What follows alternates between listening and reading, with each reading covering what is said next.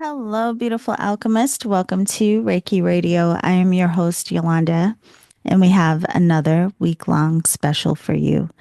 This week, we are sitting with the incredible Ifetayo White.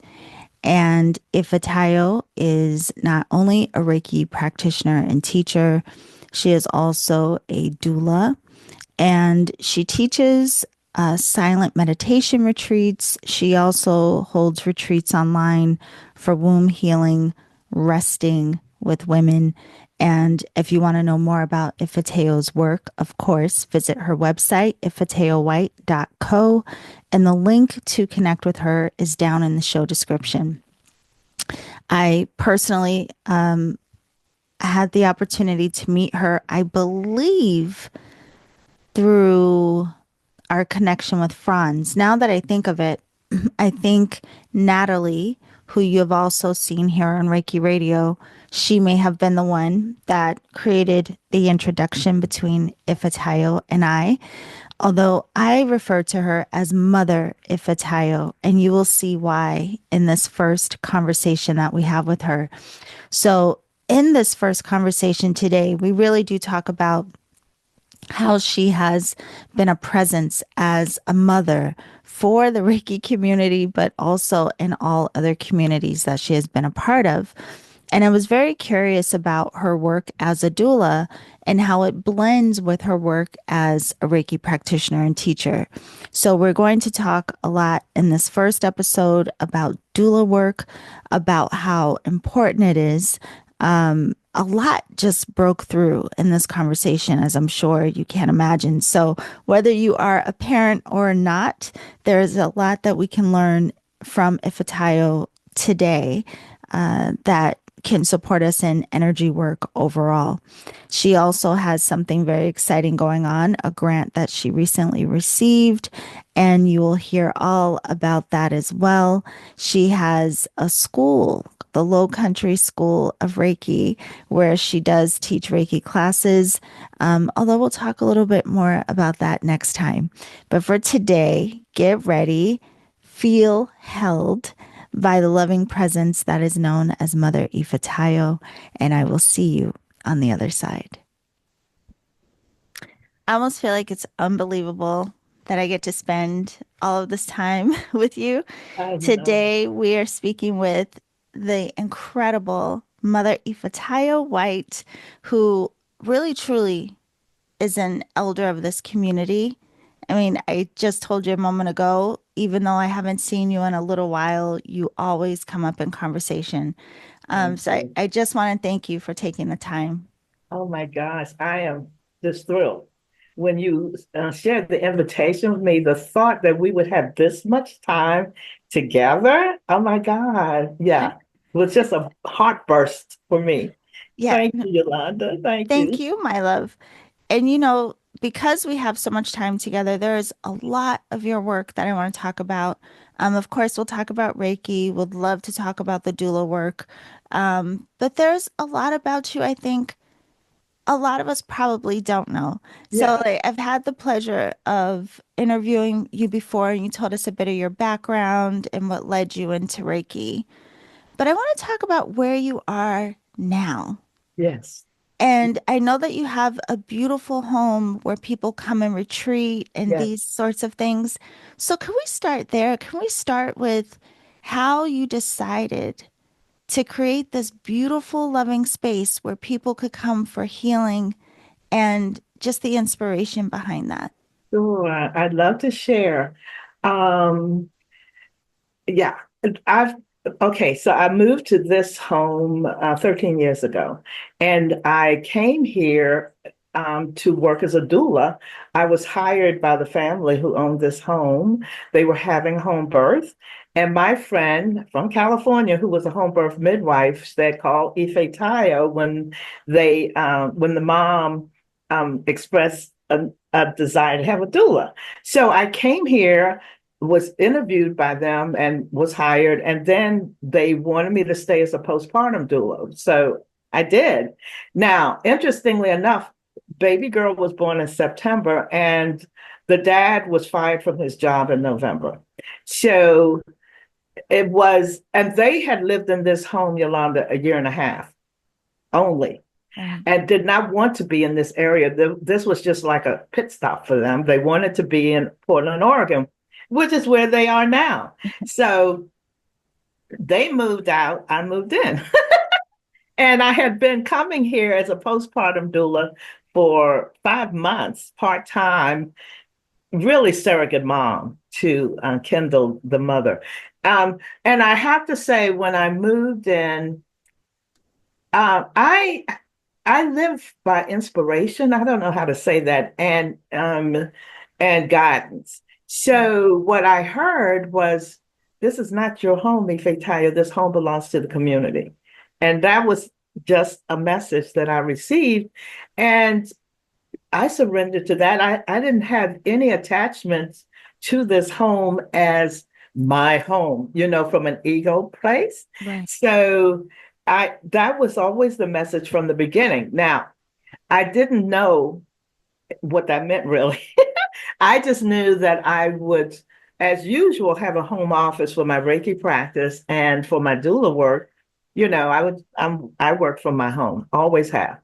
And so, but what it continued to evolve. First, it was Airbnb. One of my daughters suggested that maybe I might want to share my home through Airbnb. So that's 12 years ago. I'm still Airbnb. And then one of my friends in the community asked me if we could establish a sweat lodge here, and so that we could have monthly sweat. So the sweat lodge was created out back, and folks started coming every month for sweat lodge. Then one thing or another, they just kept growing. And again, I had been inspired, or directed Yeah. to not have that kind of attachment to this home. And I still don't. I love this home. It's my home, and I share it so much. There are workshops, there are retreats. Um, of course, I teach Reiki here, and Franz Steiner came in 2020 and taught Reiki, Shimpiden Reiki here. So there's one thing after another. And so that's how I can respond. I'm just a vehicle and a Mm. channel for the work, and however the work comes is how it is. That's an incredible answer, though. I mean, first of all, one, it's interesting to hear about I didn't even know you did doula work for so long. So Yes. we definitely are going to dive into that. But to hear that the people that you were helping, that Yes. you moved into their home, and you also mentioned being a surrogate mother for the woman. So I have so many questions. I can't Yeah. wait to hear. Yes. So first, could you tell us a little bit about the doula work? Because this is becoming increasingly popular now. Yes. And a lot of us are not really familiar with what doula work is. So could you tell us a little bit about that before we get into the other stuff? Sure. As you just said, I became certified as a doula in 2007.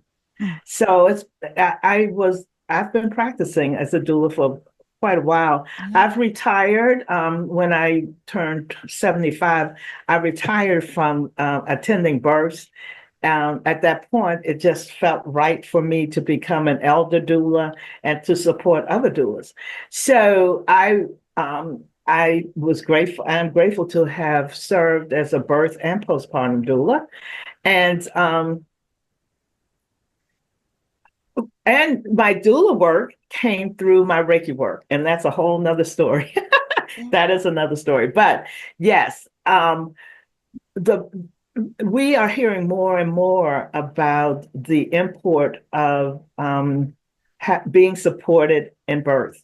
And being supported by a doula has almost become critical. to my regard, and particularly for women of color, Yes. because we know it's well publicized that Black women in particular have a much higher mortality rate, and Black infants also, um, than other women. So, and a lot has come forward about the unfortunate um, uh, lack of knowledge, lack of compassion that is often displayed in the hospital births, where women are just not heard, not regarded. Their wishes are, um, and not only their wishes, but the experiences that they are having are often disregarded by the medical staff. So I was aware of this when I became a doula, and the longer that I served, the more publicity, the more news has come forward about that exact same situation that we have. All of us who have worked in hospitals have been able to experience. So at this point, Yolanda, I'll be 80 in March. So it's been 5 years since I've been an active doula. The At this point, I'd love to share that I've just been awarded a grant from through the South Carolina State University, who has a maternal and infant mortality program. So I wrote a grant proposal that has been accepted for a 1 day symposium in April. That and the name of our program is Healthy Moms, Healthy Babies, Healthy Minds, Healthy Bodies. Wow. And we will be addressing prenatal, postpartum, and infant mental health as it relates to mortality, as it influences and impacts mortality. And I'm thrilled to find my place um, in the birthing world still at this age in a viable way, because I'm passionate. Reiki and birthing are really my two passions.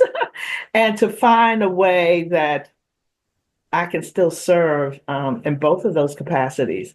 So, of course, at this symposium, we're going to have Reiki practitioners there who will be sharing Reiki with those in attendance, in addition to speakers about the addressing the topics. Um, so, I I hope that answered your question, but Yes. I'm still in the work, and I'm just thrilled and grateful to be able to serve in this way. Yeah. No, that's incredible. I was just like, oh my gosh. That's one thing, um, getting to know you over these last few years, I would say for anyone who does know you would say exactly what I'm going to say. But those who don't know, you are so inspirational in that you are so, it just comes across that you're so committed to community. You're so committed to, holding space, to teaching, to support others in any capacity that you can. And it's nonstop. It That's is not. one thing, it's nonstop. It's nonstop, Yolanda. And I'm gonna say I feel like in a what is it, Energizer Bunny in that way. I attribute Reiki to my Reiki practice to this level of energy that I Mhm. have, and thinking that I'm 80 to me, I have no clue. I don't even understand that. How 80 sounds like what? But I don't feel that way at all. Yeah. So I don't see the end point. I have restructured in the way that I serve because I love gardening. I love creating different there are a lot of other interests I have. I have grandkids, I have daughters, I have friends. I love beach, so I had to organize my work so that I can have the balance, Yeah. more of that part of myself also being nurtured. But yeah, I love community. I love serving. Um, and I feel, for me, the years of serving, which really began in my 40s. It's been a long journey. Um, has prepared me to to be able to look from a vantage point at the needs and what really will serve, Yeah. instead of dashing here and there. I'm very grounded about how to serve and in which capacity. So I was thrilled to receive this grant, and it, and looking forward to receiving more. This is the first that I've received, even though I've written other proposals. But I'm sure that there will be others, so that we can expand the service in our community. We live in a community where there um, many disenfranchised families, many rural families way out in rural who cannot receive services, who don't receive services at the level that we in the birth world would want them to. So the more opportunities that we have to serve um, our community. We have many migrant farm workers here who come. I've been able to attend births of women from Mexico at our local hospitals, and just a wide range of serving. And we have military here. It's a beautiful community in that way. Yeah. And I have to say I'm really committed to the women of color because that's where the greatest need is. Right. And I Yeah. have to ask you this. So with doulas, because you mentioned the uh, birthing doula and the postpartum work, Yes. is a doula in the birthing sense, do they act as an advocate for the mother? What is the Yes. role of a doula? Yes, absolutely. That's one of the roles. Hmm. Um, the okay, for me, my belief, well, the way that I practice is primarily a relationship building um role. Hmm. That I come in with the intention to have a relationship with this mother and the family so that there is trust created and built. And so I'm going to speak about the way that I serve as a doula, and there's many ways, but the women who I've taught and who've come through my particular way, we usually have three meetings with the family prenatally, starting at about 6 months and maybe once a month until birth, and establishing, creating that bond and that trust, and also really getting to know the mom and what her desires are for her birth. How does she see her birth? So whether she goes to a hospital or have a home birth or go to a birthing center, um, a mother is entitled to have her own vision of a birth that she wants. So, particularly when we go to hospitals with families, that is where the advocacy comes in the most, Right. because that is where we might have to be the voice for that mother. If she herself feels um, not strong enough to speak what we know her heart's desires are, or if she is in the midst of birthing and having contractions and can't, and someone comes in with a plan that doesn't have anything to do with her desires, then we have to speak. Right. Um, and, yes, so that is one of the roles of definitely of a birth doula. And then my way is to make one visit after the baby is, so we stay at the birth for about an hour after the birth, because there's some things that can go down once the baby's born that a mom might not be prepared for, or might not have a desire for certain things to happen with her baby and with herself. So we stay for at least an hour, at least after the Yeah. birth, and then and we make one postpartum visit just to see how things are going.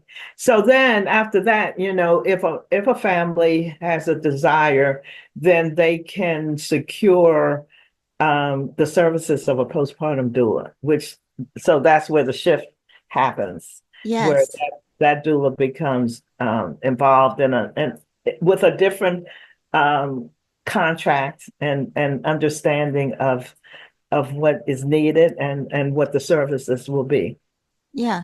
And Yeah. so for the postpartum, is it just, do you, this is where the question is coming from, because a lot of times when people learn Reiki, there isn't necessarily a lot of talk of what will come up in terms of people just wanting to be heard sometimes. Yeah.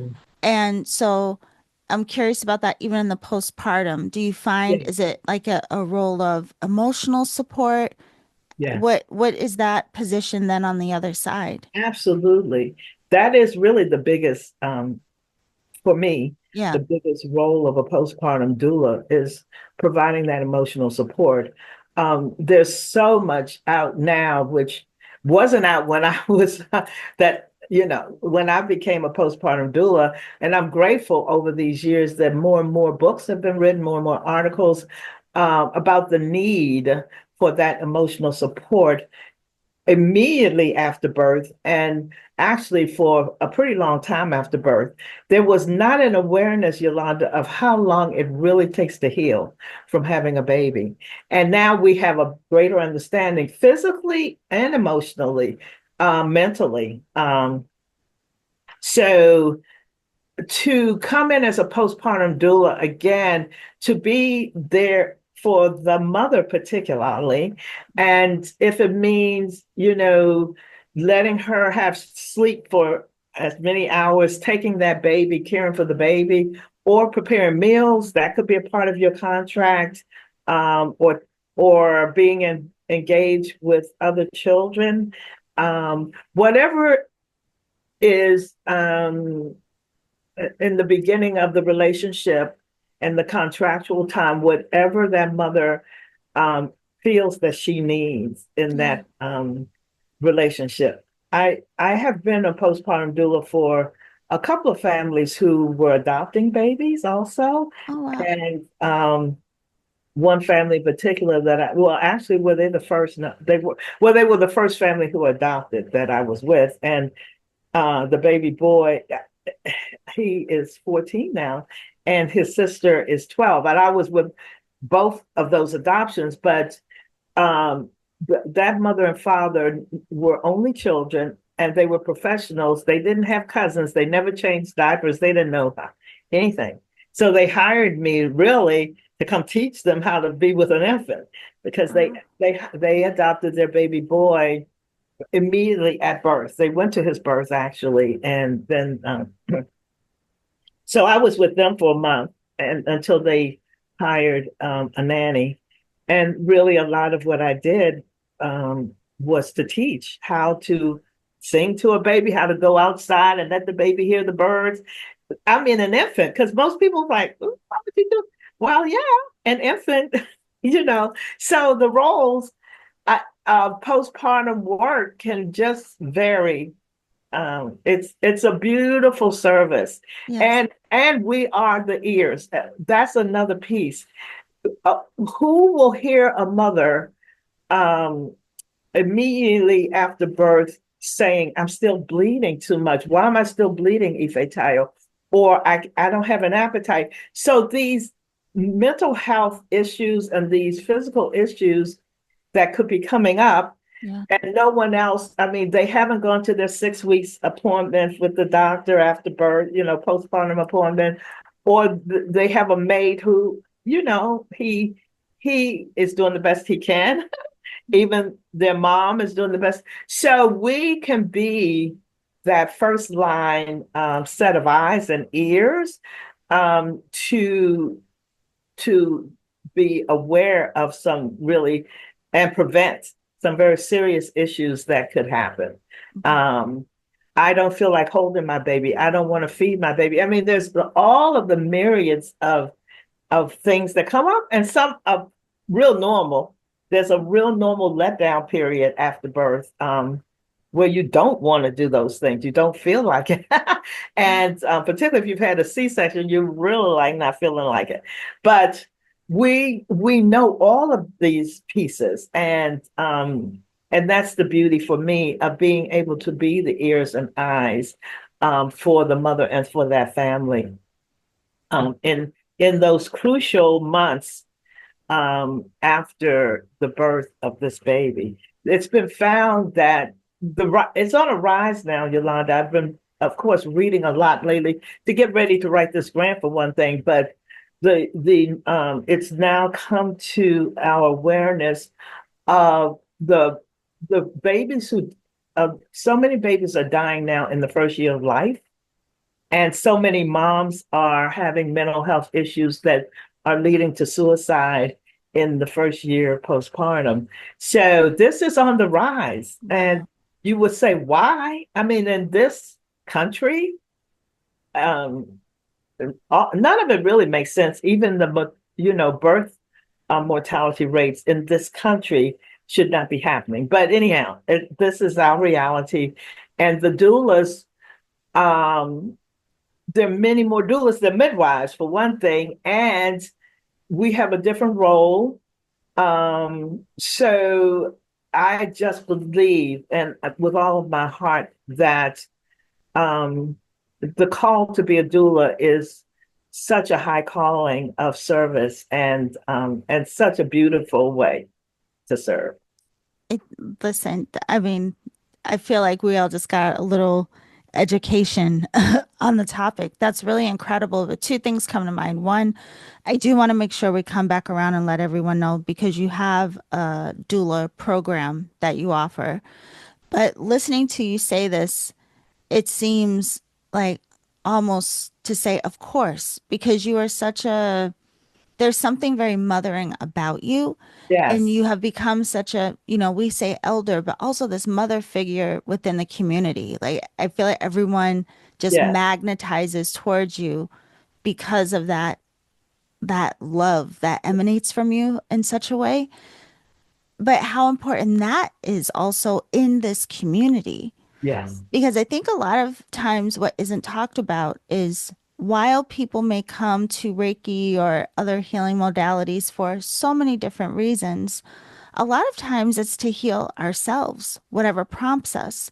And yes, so there is a need, I guess, in a sense, I never really thought about it before, but kind of that same kind of support, like that doula or this just support that comes in lovingly yes, beyond. It's not just giving you information in a class. A lot of people are coming in because there is something that is yes, hurting. yes. It's Yeah. something that is hurting, and there is a call for a certain kind of nurturing to me Right. Right. that the hurt requires and the hurt is asking for, Yeah. and not just learning a modality or a how to, as you Yeah. just said. It's really, and these times are calling for that. And this men can carry this energy just as well as women, of course, but there is a groundedness in a nurturing energy that Yes.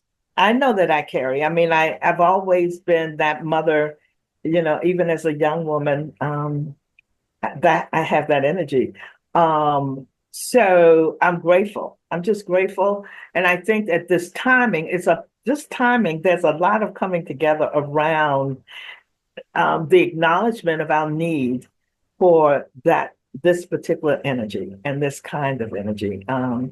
So I think, and sitting here talking to you, it's really the first time that I'm really getting this connection for myself. Yeah. Even though, of course, I've been a Reiki practitioner and teacher for a long time, and I've also been a doula for not as long, but a long time. And I worked in mental health for 10 years. So for me, it all comes together, but it comes together with an Ifetayo energy. It Yes. comes together with Yes, that's the point, and we all come with our beautiful energy and hearts, and that is what comes forward. And so uh, I think that I've created um, a Reiki One certification for birth workers. Yes, I Yeah. was going to ask you So about that. Yes, could yeah, you yeah. tell us a little bit about that? Yeah. So I don't know that inspiration. I don't know. It just came in 2024. Why? Where have you been all my life? But the name of this program is Iyabo, Iyabo, which is Yoruba for the mother returns. Mm. So this is Iyabo Reiki One certification for birth workers, for doulas, for midwives, for doctors, for nurses, and anyone who is involved. So I the so what I've created is a a basic Reiki One program that we all go through with 4 attunements, and then the second part is the how to integrate Reiki, specific Reiki way with in prenatal, postpartum, and infant work. So there's some specific ways in my experience because I've always integrated Reiki in my work because I was Reiki when I became a doula. And so you learn um, through your Reiki practice,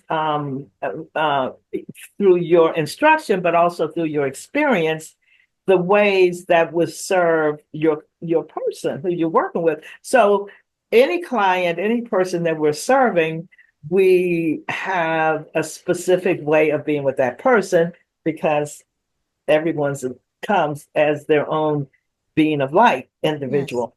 So with there's specific and certain ways of being with moms post prenatally and during birth and postpartum and with infants that I've learned um, over time and have also been able to garner through reading. I'm a big researcher, so I read a lot. But I put all that together to offer birth workers who are already attuned, or I'm sorry, who have already been attuned Reiki, yes, and who wish to become attuned Reiki if they have. Wow.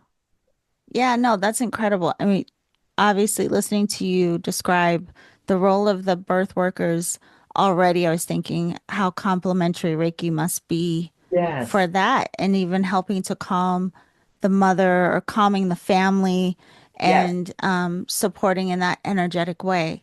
And that's another thing. I mean, listening more and more in this first hour, I already knew. I mean, I addressed you at the beginning as Mother Ifetayo, but it's like you really are this like archetype of mother and community mother in so many ways.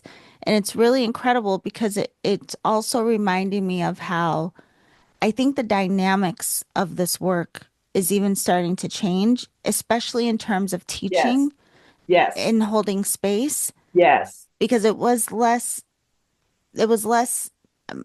maybe involved, yes, when I first started. And now it does seem that people are adapting to yes. support in a bigger way. Yes, I'm with you with that. I'm definitely when I first became familiar with Reiki Hmm. in the 80s when my friends were becoming Reiki and I still I was still like not yet. I didn't even say not yet. I just said I have good energy. I don't see why I need to be Reiki. That's what I said. That's exactly what I said. But my friends were becoming Reiki in the 80s and of course at that time the teaching was to become a hands-on practitioner. I mean, and to share Reiki, and actually in a very specific way with hand positions, and you move here and here and here and here. Very specific in the beginning, and I don't remember any of my friends necessarily integrating their Reiki practice with any other work they were doing. It was just Reiki, come have Reiki, come receive Reiki, let me share Reiki with you. and then they became Reiki too, where they could give readings at that point, and we would all go for our little reading. But so now, as you're speaking, of course, it is much more integrated, I feel, in our lives, and yeah, in our lives, and in all the ways that we serve, as we choose it to be. Um, I'm sure I shared this story with you, which is how I got into the doula work when I was working in mental health, particularly in Vermont, where I lived for 7 years in the early 2000s. And I was working um, in the community mental health system as a case manager, and I was working with children. And I was already a Reiki teacher at that point. And I had two at one time in my time there, I had teenagers in my caseload. I would either have a whole bunch of preschoolers or I'll have, high schoolers, and then I had so I had teenagers, and two of the girls became pregnant on this caseload of mine. And I had always wanted to be either a midwife or a doula, and I just never took the time. Yeah. But when these girls became pregnant, Yolanda, it was like the knowing of what experiences they would have in the hospital without someone there with them. They were not connected with their families much anymore. Um, and they were high energy, they were on meds, and both of them had a lot of energy, a Wow. lot of energy that could turn medical staff off. So it so happened that a friend of mine who was a doula and knew that my desire, she was sponsoring a weekend training in Maine, and I went for the training, and I was able to come back. I was sharing Reiki with these young women. That's how I was sharing Reiki with them already, with their babies, with them. This mental health system in Vermont, they're very liberal, and Yes. they would allow me. They knew that I was Reiki, and they actually paid me as a consultant outside of my salary to share Reiki with some of my clients. So I was sharing Reiki with these two girls anyhow. So I did become a doula in time for their birth. So I was able to attend their birth. I shared Reiki, of course, and I also was able to support them as a doula would with the training and of modalities that we learned. There are lots of ways that we learn to be with moms doing birth. So that's my origin story for actually for my doula work. And as I said, it goes hand in hand with Reiki. My life, the blessing of my life is so integrate, the integration of it all. I don't have pieces. It's Yes. just one life. And that is a blessing. It's a blessing. Yeah. Well, it's interesting how your story really highlights too. Many years ago, or maybe not many, but several years ago, I took the medical Reiki training with Raven Oh, Keys, yes, who passed yes, away recently. yes, Yeah. And, it was very important to her that women had the support in the operating rooms, but also yes, pre and post surgery. yes, She dealt a lot with women who were experiencing or going through breast cancer and these sorts of things. yes, But yes, listening to you too, it's incredible how Reiki really can be a support for everything and yes. really truly everything. And I Absolutely. wonder how much that we'll see a change in that throughout the years. Because even thinking about, you said how long ago you started, and to be in a place that was so progressive, that Yes, would even allow you, as part of being a mental health worker, yes, yes. incorporate Reiki. I mean, where Yeah, doesn't Reiki go? absolutely. Well, Right. I I was blessed to be a part of that system in Vermont. Yes. In a lot of ways, I got a lot of training from them in trauma and abuse. So a lot of that has supported my work. with Reiki and my clients, and that's a whole nother story we'll talk about. Yes. But the the blessing that someone there found out that I was Reiki. I don't think I ever told people, but and then of course they thought it would be a good idea for me to share Reiki with some particular of the children who had some serious attention deficit problems and other issues, and just to share Reiki to as a baseline to see how long they could be still Oh, with me sharing. So that was how it sort of started with me and the mental health, sharing Reiki. Also, when I lived in Vermont, Yolanda, and I really just remember this. I swear to you, in this year, I started a program at a women's prison for Reiki and doula work. I swear, I had totally forgotten about this because I think I only, for 1 year, it was probably towards the end of my stay in Vermont. yeah. But I had attended a birth in Vermont. I was going up an elevator in a hospital to go to the birthing center, and there was two women came on. One was obviously a police person, and the other was in some kind of uniform looking outfit, but she had shackles on her ankles, and she was pregnant. And I was like, what?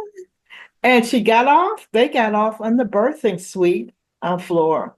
And it hit me that women who are in prison have to be shackled. They come in shackled and they're shackled to their beds during labor.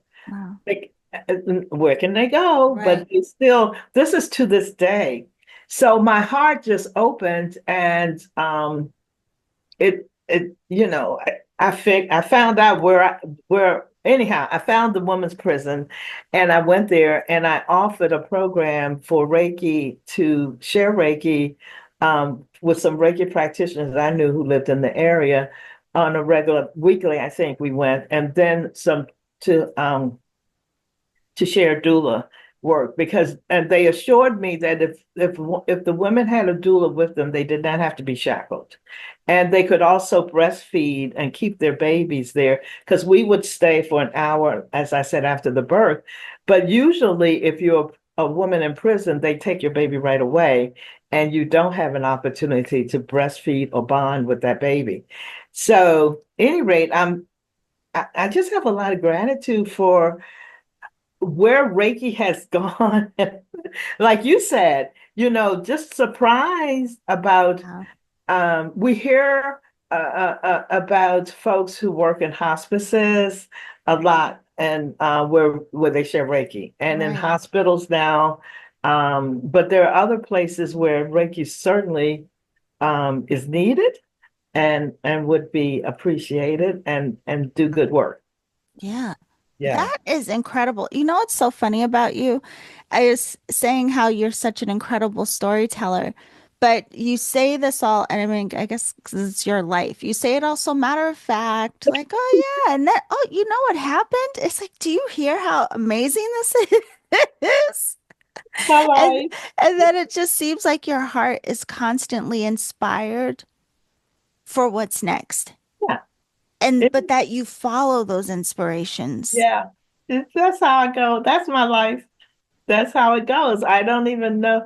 I remember when I was younger, in my 40s, actually, because my kids were out of college or in college. And I remember I was about to move to New Mexico, being inspired to move there to study massage. And my mother would say to me, because this was not the first time something like this happened.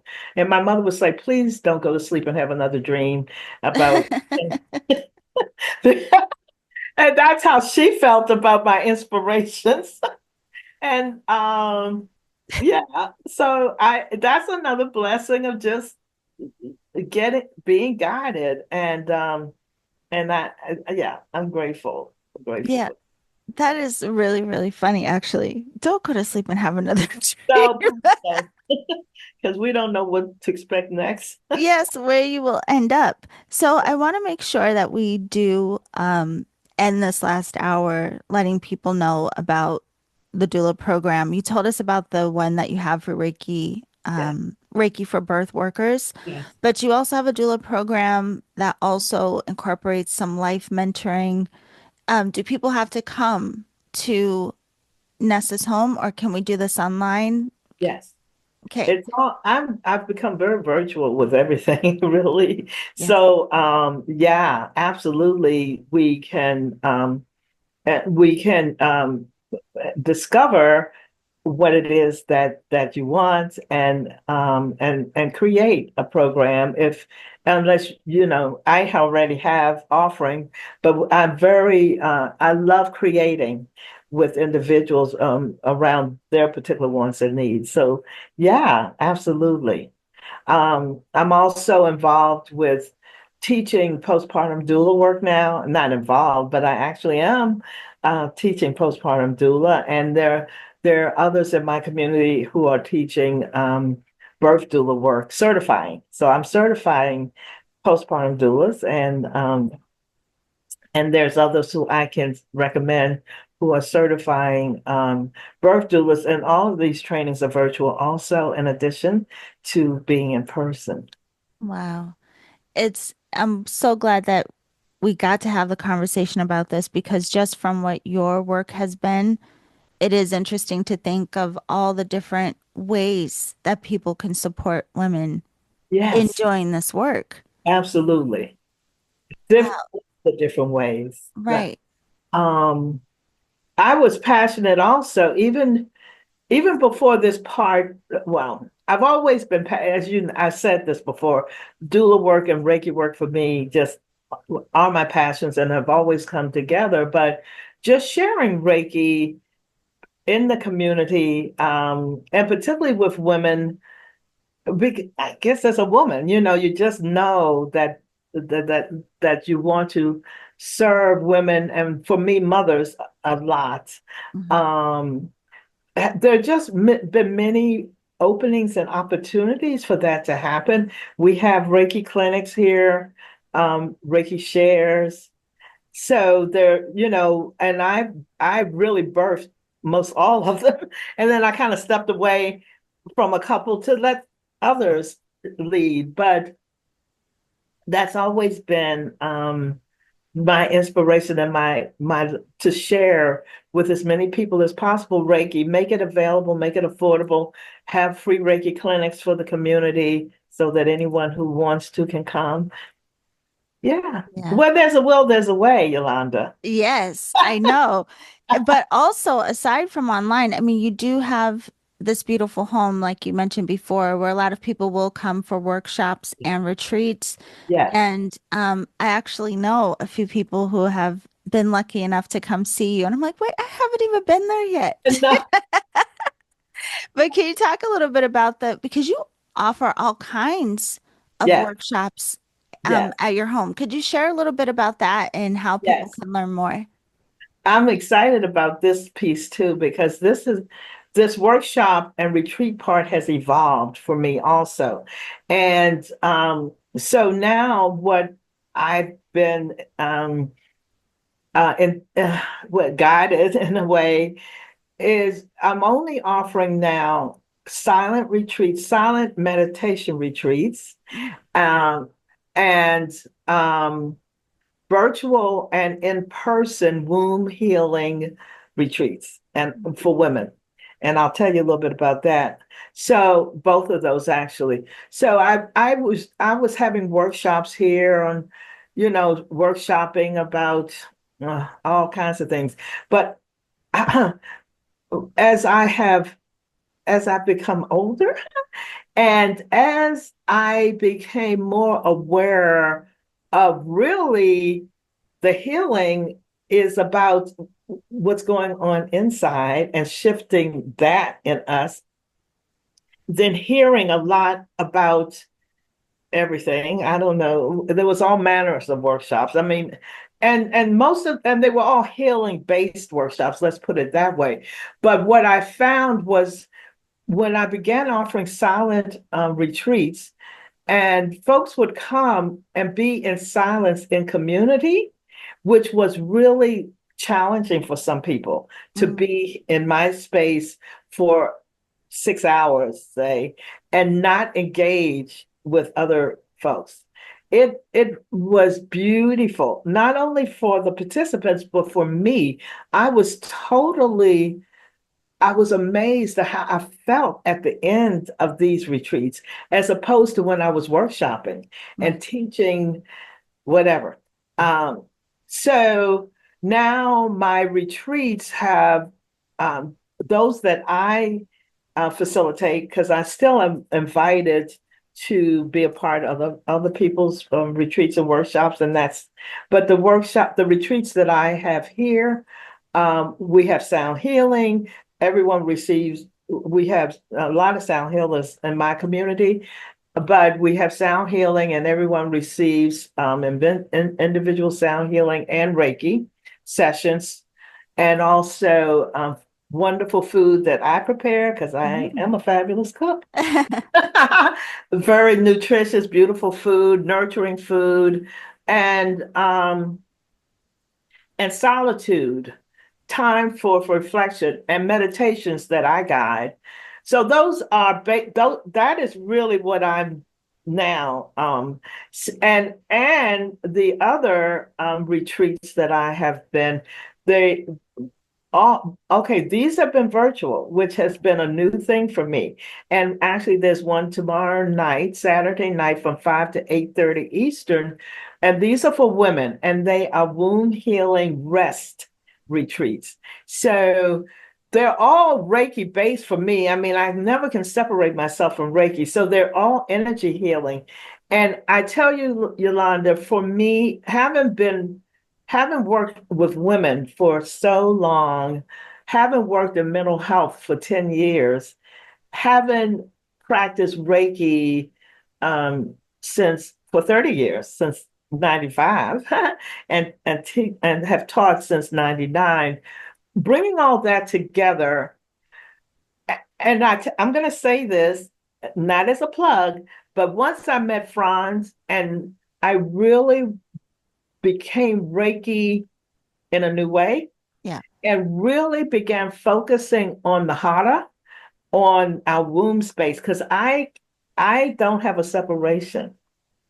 And because I'm Ifetayo, and for all those experiences that I just shared, something when this light bulb sort of went off, where this is where it's at. And when I can introduce women, bring them into this space, and have us really understand what the Hara is, what the Dantian is, the power of that light center in us to heal and to really transmute trauma. Oh my God. Mhm. I've gotten this whole download around this. So now the passion and the practice, this is my latest offering.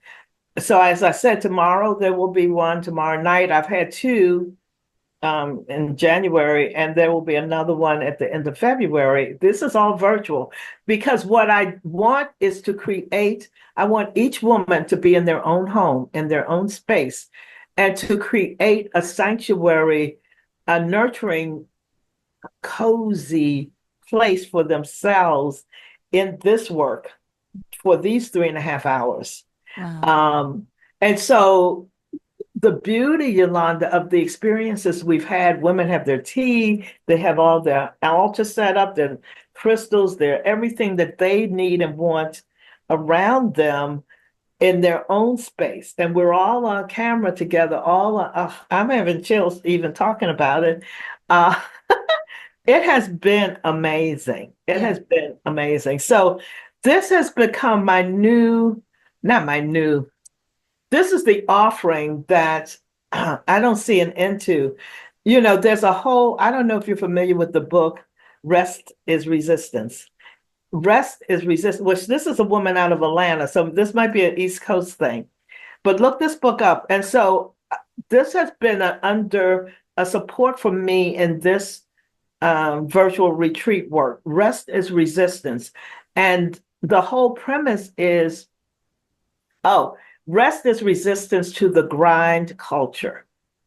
Okay. So that has been an inspiration for me in this way of womb healing retreat, to have everyone be in their space, in their, as restful. This is a whole resting and creating much more and more softness, rest, to counteract what has society has said that how we need to be Right. productive and this and that and the other. So it's all energy work, and it's all woman work. It's all womb work. It's all horror work. I'm in love with Yeah. this. Oh, you could tell. I mean, just the way you're talking about it. But it's interesting too, just the idea that we need permission to rest, which Yeah, oftentimes we do, but how this is also becoming something not just recognized as important, but people are finally reclaiming yes, this and just absolutely. need that invitation to a space. So is this open to everyone? Do you have to be a Reiki practitioner to Oh, no, come no, to the no. Oh, Okay. no. This one, no, I do Reiki retreats also. I should have said that. I do specific Reiki retreats for Reiki practitioners. But no, this is just this these particular retreats are for women only Mhm. and virtual. They're all virtual, and they're for women only. Where the silent retreat and the Reiki retreats are um are for men and women. Um, and obviously the Reiki retreats are for Reiki practitioners. Yes. So yeah, no. So no Reiki, but I'm guiding a process in these virtual retreats, Mhm. and it's there's meditation, there's body awareness, there's certainly becoming much more aware of what's in our womb space, and the the power that we carry as women.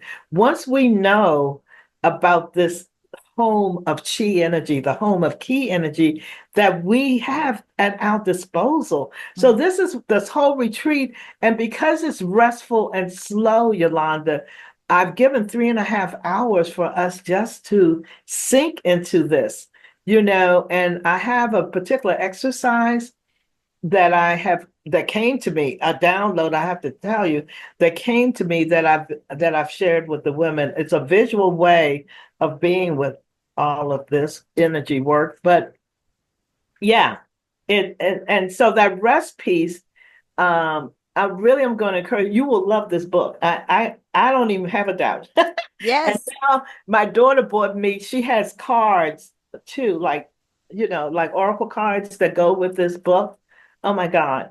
So this is really it's been a great alignment with what I already knew, because I had already started with these silent retreats, but to be aligned with, there's a new movement around rest, and particularly, well, for men and women, Mhm.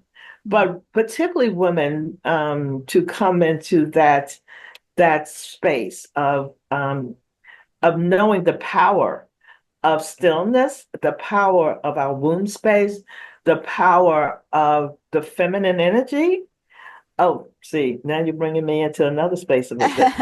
And this has to do with Reiki and a shift of myself. Not, and okay, I'm going to say this.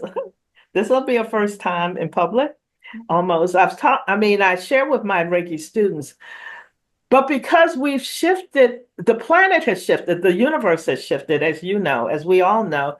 We're gone from this patriarchal archetype and everything to moving into the feminine, moving, Yes. and that's the way. I mean, this is the natural way. But one of the things that we all know in our study of Reiki, particularly from the early Western way, and you know, well, I'm just going to say that there was the focus of Reiki coming in this way, coming in from above down through our crown. Well, it's a very strong Reiki energy coming up from the earth, Mhm. very strong feminine energy. So the shift for me in the way I teach and in the way, now I've always practiced that way because I had the grounding practice, and my shamanic That's a whole nother life of learning the connection with the Earth Mother and the energy that lives there, and knowing that that is the chi, the home of the key energy. So now the returning the focus from the more masculine, which is a beautiful, and it is the a part of Reiki that we are receiving, but really bringing the attention and focus down to what we're receiving in from the earth and from the mother, Yeah. that chi energy, that key energy. So a part of what the womb healing retreat, we really connect deeply with the Earth Mother and the energy, the healing energy, life force energy that's coming in. So whether you're Reiki or not, I speak in a more general terms on those in those retreats about that energy that we're receiving, and that we carry it in our womb space. This is just so powerful. And I'm so excited. Yeah. I can't stop talking. Well, actually, that's a good place to stop for this first hour. Leave them a cliffhanger because I want to dive into this with you because so many things just Yeah, came through while you were saying that. yeah, So I do want to thank you for this first hour and for everyone with us to dive into part two with Mother Ifetayo. And we're going to go deeper into this connection between Reiki and the divine feminine. We'll see you on Wednesday for yes. that conversation. So thank you for joining us today. If you want to know more about Mother Ifetayo and her work, go to ifatayowhite.co. And I am going to put the links, of course, in the show description, along with the book that you mentioned, Rest is Resistance to the Grind Culture. I'll put that in the description as well. So thank you for the first hour. Let's keep it going. Thank you. Thank you, Yolanda.